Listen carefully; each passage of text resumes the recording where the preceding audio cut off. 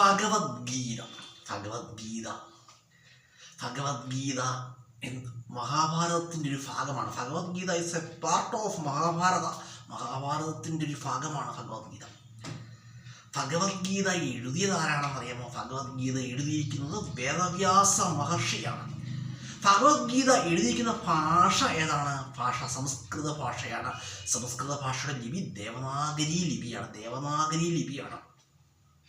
ഭഗവത്ഗീതയെക്കുറിച്ച് പറയുകയാണെങ്കിൽ ഒരു മനുഷ്യ ജീവിതത്തിൽ എന്തൊക്കെ പ്രതിസന്ധികൾ ഉണ്ടായാലും അവയൊക്കെ എങ്ങനെ അഭിമുഖീകരിക്കണമെന്ന് ഭഗവത്ഗീതയിൽ വളരെ വ്യക്തമായിട്ട് പരാമർശിക്കുന്നുണ്ട്. ഭഗവത്ഗീത എന്ന് പറയുമ്പോൾ ഭഗവത്ഗീതയുടെ മറ്റു പ്രത്യേകത എന്ന് പറഞ്ഞാൽ പാശ്ചാത്യ രാജ്യങ്ങളിലൊക്കെ ഭഗവത്ഗീത ചെലുത്തിയ സ്വാധീനമെന്ന് പറഞ്ഞാൽ വളരെ വലുതാണ്. ഞാൻ നമ്മുടെ പ്രിയ ഫ്രണ്ട്സിനോട് പറയുകയാണ്, ഞാൻ 5ാം ക്ലാസ് മുതൽ ഡിഗ്രി വരെ ഭഗവത്ഗീത സൺഡേ ക്ലാസ്സുകളിൽ ഞായറാഴ്ചകളിൽ പോയി പഠിച്ച ഒരാളാണ് കേട്ടോ. നിങ്ങളോട് ഓപ്പണായിട്ട് പറയുകയാണ്, ഞാൻ പഠിച്ചിട്ടുണ്ട്. പക്ഷേ ഒരുപാട് കാര്യങ്ങൾ അന്ന് പഠിച്ച കുറച്ച് കാര്യങ്ങളൊക്കെ നമ്മുടെ മനസ്സിലുണ്ട്. അത് വെച്ചാണ് നിങ്ങളോട് സംസാരിക്കുന്നത് കേട്ടോ. അപ്പോൾ ഭഗവത്ഗീതയെക്കുറിച്ച് പൂർണ്ണമായി പഠിക്കുവാൻ ആരാലും കഴിയില്ല എന്നാണ്. ഭഗവത്ഗീതയെക്കുറിച്ച് പൂർണ്ണമായിട്ട് മനസ്സിലാക്കുക എന്ന് പറഞ്ഞാൽ ഒരു മനുഷ്യജന്മത്തിൽ കഴിയുന്ന കാര്യമല്ല. എങ്കിലും കുറച്ച് കാര്യങ്ങളൊക്കെ നമുക്കതിൽ നിന്ന് മനസ്സിലാക്കാം. അത് ഇത്രയേ ഉള്ളൂ. ഭഗവത്ഗീത എന്ന് പറഞ്ഞാൽ ഒരു വിശാലമായ വിശാലമായ ഒരു ടെക്സ്റ്റാണ്.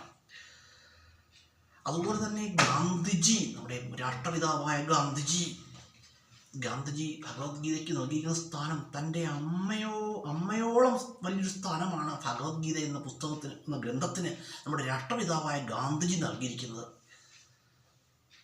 Gandhiji was most influenced by the religious text Bhagavad Gita. Gandhiji ഏറ്റവും കൂടുതൽ സ്വാധീനിച്ച ഒരു ഗ്രന്ഥമെന്ന് പറഞ്ഞാൽ അത് ഭഗവത്ഗീതയാണ്. അത്ര കണ്ട് പ്രാധാന്യമുള്ള ഒന്നാണ് ഭഗവത്ഗീത. അതുപോലെ സ്കൂൾ സിലബസിൽ ഭഗവത്ഗീത ഉൾപ്പെടുത്തിയ ആദ്യത്തെ ഇന്ത്യൻ സംസ്ഥാനം ഏതാണ്? മധ്യപ്രദേശാണ്. ഞാൻ നമ്മുടെ പ്രിയ ഫ്രണ്ട്സിനോട് പറയുകയാണ്, എൻ്റെ ഹയർ സ്റ്റഡീസൊക്കെ മധ്യപ്രദേശിലായിരുന്നു. മധ്യപ്രദേശിലെ ഭോപ്പാൽ എന്ന സ്ഥലത്താണ് എൻ്റെ ഹയർ സ്റ്റഡീസൊക്കെ നടന്നത് കേട്ടോ. അപ്പോൾ എനിക്ക് കുറച്ച് നോർത്ത് ഇന്ത്യൻസ് ഒരുപാട് പണ്ഡിറ്റന്മാരൊക്കെ ഉണ്ട്. അവരോടൊക്കെ കുറച്ച് പണ്ഡിറ്റന്മാരൊക്കെ എൻ്റെ ഫ്രണ്ട്സൊക്കെ ആയിരുന്നു. അവരൊക്കെ കുറച്ച് കാര്യങ്ങളൊക്കെ പറഞ്ഞു തന്നിട്ടുണ്ട്. അപ്പം അങ്ങനെ കുറച്ച് കാര്യങ്ങൾ അറിയാം.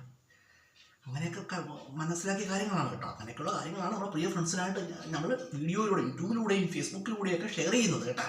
അപ്പോൾ നമുക്കറിയാവുന്ന നല്ല അറിവുകൾ നമ്മുടെ പ്രിയ ഫ്രണ്ട്സിലേക്ക് എത്തിക്കുകയാണ്.